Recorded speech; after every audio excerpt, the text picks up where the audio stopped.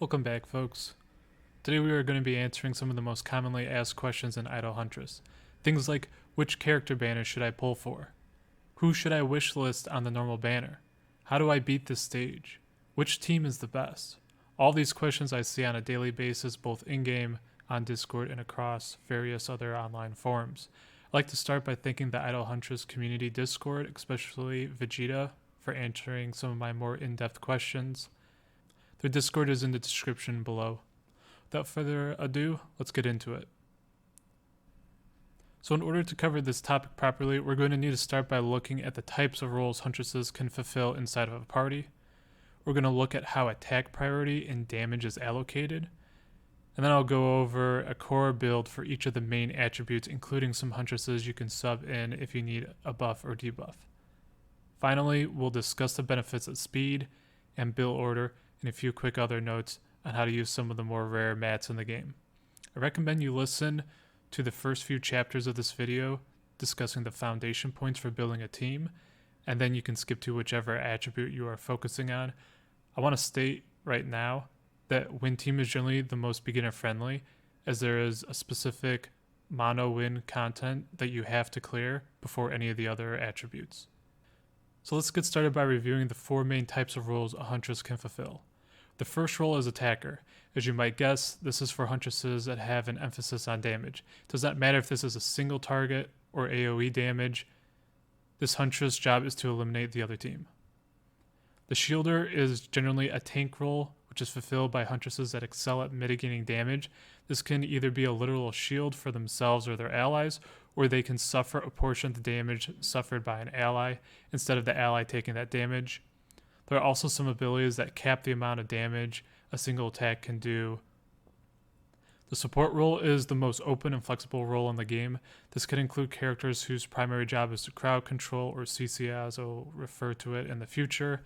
There are buffers for increasing a target's attack value or speed, and debuffers such as removing enemy shields or buffs. And finally, there's a healer who restores allies' HPs, or in some cases can even revive dead allies. A few notes here: Huntresses are not limited to a single role. There are many Huntresses who have abilities that put them into multiple categories, but for the purposes of keeping things simple, most Huntresses are assigned a primary role. In the few cases that a Huntress is just that good at both their primary and secondary roles, or they are the main reason that their team functions, I'll be calling them main carries. Main carry is a Huntress who's invested in and can hard carry your team with minimal investment into other characters, because they're just that good. Each of the teams I will show will have a main carry noted on their slide. I would highly recommend that if you are a free-to-play player or a budget player, that you pull for these main carries before pulling for any other characters, as these characters will let you progress the farthest on your account. Let's talk turn order and damage allocation. I put some screenshots from the Game Within article that goes over this information in even more detail, so be sure to check out the description below with a link to their website if you want to look more into this later. Combat starts round 1 with all characters using their first skill, followed with using their second skill, which is generally their ultimate. Then there are 2 rounds of auto-attacking before their skills come off cooldown. This means that there are a lot of combats that will be determined at the end of the second round. The second picture shows the normal priority system that is used when determining who a character will attack. Assuming there is no specific conditions, a Huntress will attack the upper front row first, which is designated as position 1. Priority will then move down the front row, so position 4 would be the next target, then 7, and then priority moves to the top middle row in position 2. You repeat this process until the end at position 9. This means that generally speaking, you will want your tanks and shielders in the front row, your shielders, supports, and sometimes attackers in row 2, and your attackers and healers in the back row. Now, many Huntresses in this game will have conditions that override the normal priority. Some common ones include column attack, row attack, highest attack, lowest HP, front row, front and middle row, and all positions. There are some buffs that can only be placed on adjacent allies or allies in the front row, so make sure you're paying attention about how the enemy is setting up and also what formation works best for your team. Speaking of formations, let's quickly review the game's formations and talk quickly about strengthening attributes. As you can see, when you have 3, 4, or 5 Huntresses on a team with the same attribute, you get a passive scaling buff, and then get about 20% more attack and HP. Not listed here are the light and dark scaling buffs. These exist, but for the purposes of this video, I'm assuming you don't have access to any of those characters. Rest assured, the light and dark buffs normally compensate for not having a 5-stack attribute party. For the formations, there is an X formation with no Huntress adjacent to another. This is excellent against area of effect comps, especially if you don't need any adjacency bonuses, as it spreads out where you can take damage. The forward and backward C shape, these are useful if you have one main tank that you want to have protect your full team, or if there is one vulnerable healer that needs to be protected by your entire team all the way in the back. The T formation is used for protecting your squishier characters behind a tank and a buffer. Normally you want to use this if there is some sort of adjacency bonus that you want to have for the tank, but you don't necessarily need for the rest of your team. And finally, there is the plus sign formation, which is great if you have a character that gives adjacent buffs to your entire team. Again, some characters target certain positions, so you'll need to switch up your formation on a semi-regular basis in order to complete content. With our foundation set, let's move into what is generally considered the meta team comps for each of the main attributes.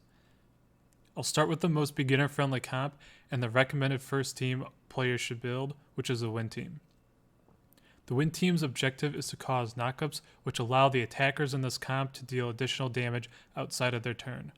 The Win comp tends to be the easiest to collect since you receive one of both Da Vinci and Octavius fairly early on, and both of these core Huntresses are on the normal banner, so you can begin pulling for them reliably right away. The first engraving dungeon, which is a late game equipment, is also a win, so you will have to invest in a Win comp sooner or later. Having this be your first team will allow you to easily move into that content rather than having to spend time or money building one at a later date. The star of the Win comp is both an attacker and a support, Takanaka.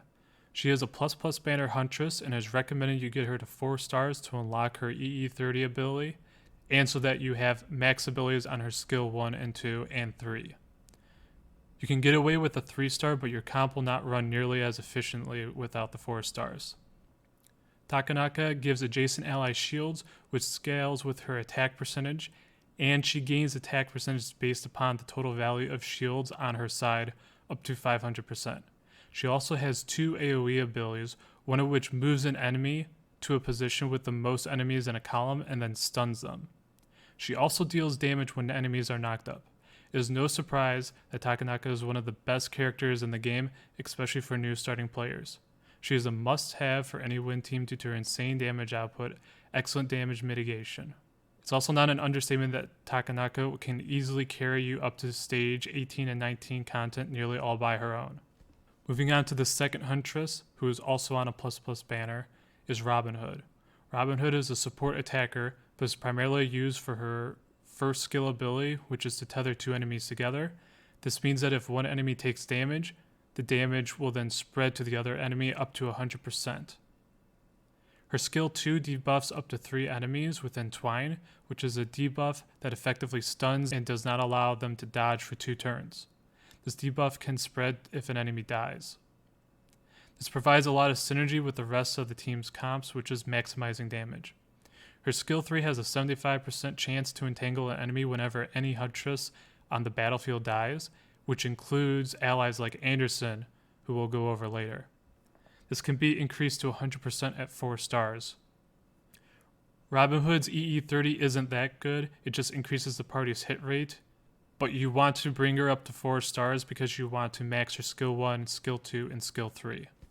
Octavius is an attacker in this comp and acts as follow-up damage to take care of anything Takanaka missed. She also can attack targets that have been knocked up into the air and sports a few ways to knock up targets on her own. She is a normal banner Huntress and has purchasable shards in the Super Arena shop. You can also get a copy of her if you spend just $1, which honestly is worth it. She's one of the best normal banner Huntresses to start. It can easily carry Win teams early on when your account doesn't have many ++ Huntresses. Da Vinci is an enabler support who throws out a lot of tornadoes to allow Takanaka and Octavius to do their aerial damage. She is another normal banner Huntress with some easy shards early on. Use her with Octavius early on for an easy 1-2 combo for early progression. The 5th slot is a flex role. You can use Hu Tao for healing or cleansing of debuffs, Shakespeare if you need a tank, or Anderson. Anderson is one of the only SRs in the game that is worth using, and she is only worth using when you have her upgraded to level 61. The reason for this is because of her skill 3 passive that passively boosts the entire party's damage by 20%. She also completes the 5-man win comp so that you attain the maximum attribute bonus. She's also very easy to die early on, which procs Robin's Hood skill 3, which means that you can entangle an enemy for free while your team is at its strongest. You'll eventually max star Anderson just from playing, so don't worry about trying to pull for her or anything like that. The next team to build is a fire attribute burn team. The objective of this team is to stack burn marks which cause percent HP damage through a multitude of means, while also dealing high damage and stunning. The main carry and one of the supports of this comp is Honda, who is a ++ banner Huntress. Honda provides 2 burn marks from her realm ability every turn, as well as a stun when 6 stacks of burn marks have been reached. She also has an ability that boosts her defense for each stack of burn mark on the battlefield, making her incredibly tanky once her burn marks are set up. She also provides an increased defense bonus to her entire team for a few rounds. She is the backbone of this burn team and needs to be 2 stars in order for her stun skill to be maxed. Michelangelo is one of the best supports in the game who provides fire shields to all front row allies. The fire shield returns up to 50% of the attacker's attack damage as true damage and applies burn stacks. She is required to be 4 stars so that she can provide the shield at the start of the battle. This also adds a burn mark to all enemies, which enables Honda to stun all enemies on turn 2. Her EE is not required. The shield synergizes amazingly with Honda, who is stacking defense, causing enemies to kill themselves on Honda. She's a normal banner Huntress, so you can wishlist her early on if needed. After Honda, she is by far the most important Huntress to invest in a fire comp. Merlin fulfills the attacker role, specifically massive AoE damage. Merlin focuses on triggering burn marks with her skill 2 on all enemies. She has a scaling crit rate increase based upon her burn stacks, and her EE skill allows additional attacks from her skill 1 up to a total of 9. She is a normal banner Huntress, so can be pulled alongside Michelangelo on the wish list. Izumo is a healer who can sacrifice her HP to heal her allies. She has multiple abilities to regain HP, notably on her skill 1, she recovers the damage that she deals.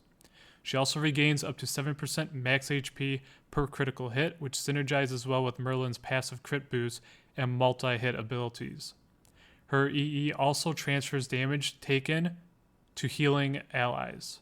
She isn't as important as the other 3 members, but she brings a lot of survivability to the rest of the team, who otherwise has no real damage mitigation. Izumo is a normal banner Huntress, so can easily be wishlisted. The final spot is normally filled by Watt, who functions as a tank. She has an ability to withstand fatal damage up to 3 times. One of the 2 other notable mentions is Jin Ki, which is a late game attacker that relies heavily on resources and speed, but can solo stages when properly invested. You need her to be 4 stars and EE 30-40 for her to solo. She can also serve as an agile attacker rather than relying on Merlin. Copernicus is a support who can both remove enemy buffs from a single Huntress and provide a single buff up to 40% hit rate, crit rate, and final damage reduction for 2 turns. The problem is that this comes at the cost of stunning who she buffed, also for 2 turns when the buff falls off. Copernicus should only be used under special circumstances where it's critical an enemy has to lose a buff. The third comp to build is a water comp, which can be set up in one of 2 ways. The first and most straightforward way is a EE30 Chiome. Chiome is like Takanaka, where she can easily carry you to the later stages by herself. She is a ++ banner Huntress who normally fulfills the role of attacker and support. Chiome creates clones that inherit her stance when she is hit and when she attacks. They also mimic the skills that she uses which means if all 8 open slots have clones, she could be using her skill 2 up to a total of 9 times. Her EE30 also gives a stacking attack percentage per clone on the field, leading her to having some insane damage output while also being one of the most annoying Huntresses to deal with from all the additional HP she spawns on the battlefield. She will eventually need help to clear content, but is still always relevant. The second water comp is the more used freeze comp. The main carry of this comp is Catherine, who is a ++ banner Huntress with a realm ability that applies frozen marks. Once upgraded, the frozen status won't be removed and can't be dispelled until the realm ends. This is required to set up the other freeze mark stacking characters for turn 1 freezes on enemies. Catherine is required to be at 2 stars for her freeze marks to be immune to cleanse. Catherine also boasts an ability that limits the amount of health she can lose. At a max level, she can only lose up to 10% of her HP. This includes if she has a shield on her. Her EE30 ability gives a 15% chance to crit to all water attribute allies and can ultimately be upgraded to 50% crit rate at EE50. Romulus is a tank that focuses on applying as many frost marks as possible. Romulus marks up to 3 enemies with frost marks at the start of the battle, and between her skill 1 and skill 2 shield that applies frost marks as well, she can very easily freeze multiple enemies turn 1, especially with a Catherine. She also has some of the best tank stats in the game and is a normal banner Huntress. She does take some investment, needing to be 4 stars to be optimal, but is an easy standout and is core to this freeze comp. Princess Zen is a ++ banner support and one of the few Huntresses with a reliable buff remover, which is one of the best debuffs in the entire game. She has a skill 1 that bounces up to 5 times, applying frost marks, and has a base 50% chance to remove 1 buff, going all the way up to 100% at 4 stars. Her skill 2 lets an ally immediately use their skill 2 and increases its attack. It's highly recommended getting at least 1 copy of her so you at least have her on your roster to sub into teams. The 4th spot is used for either Chiom with a focus on damage or Akechi. Akechi is a normal banner Huntress who deals up to 160% additional damage to frozen targets. There are 3 flexible subs that can work in the freeze comp.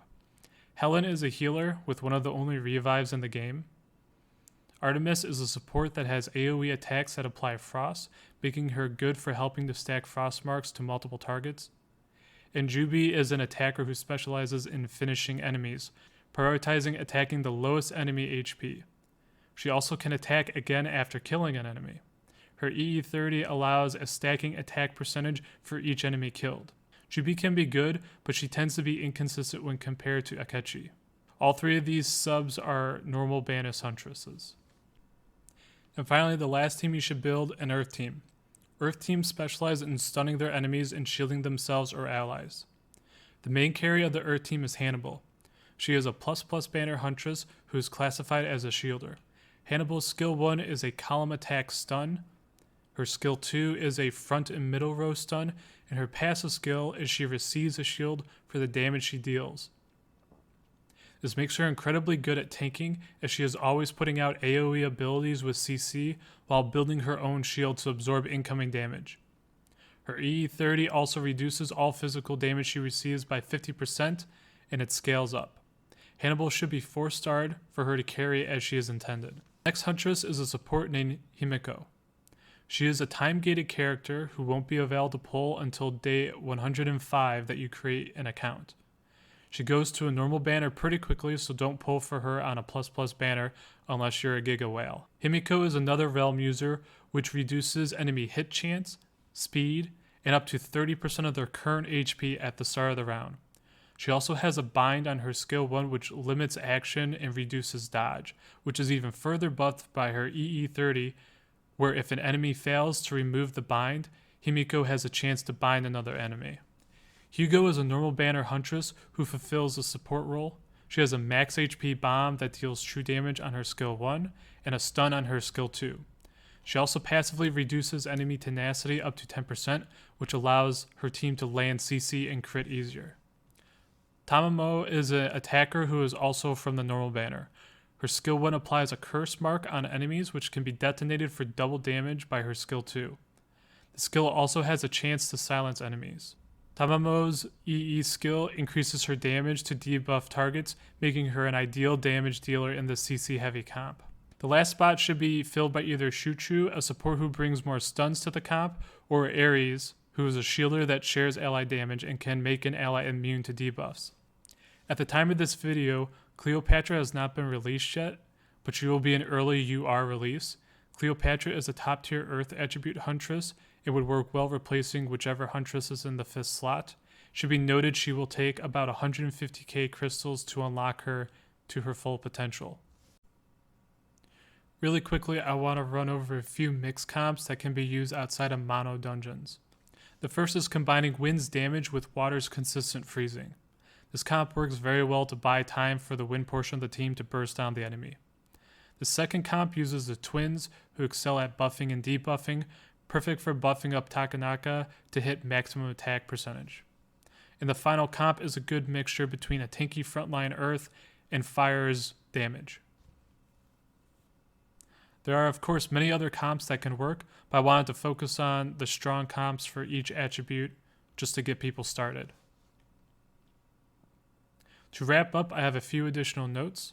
I highly recommend new players start with Wind, since you only need Takanaka in order to clear most of the early and mid-game stages. Wind is also the first engraving dungeon, so you will seamlessly move into the higher tier content with a Wind team.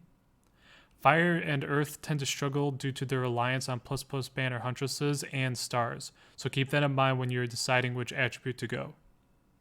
Also below you can see a list of 4 additional Huntresses that are added to the normal recruit banner. I would avoid recruiting these Huntresses until they have come to the normal banner. Of the 4, only really Himiko is the one that you need. Speed is also a very important substat. Speed is required when playing the various arenas competitively, as well as clearing content beyond stage 20. It is highly recommended to save your guild currency for speed badges in the red shop, specifically the red badges. In addition, the mats required to upgrade red badges can be hard to find. Because of this, you should only spend mats to upgrade red badges, and specifically should only upgrade the speed substats on the red badge.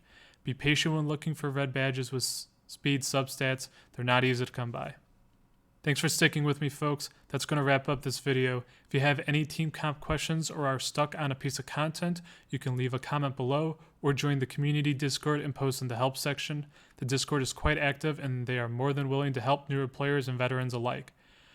Again, shout out to Vegeta and the Discord community for helping me put together this video. As always, like, comment, and subscribe. Check out the other videos if you haven't seen them already. Take care for now.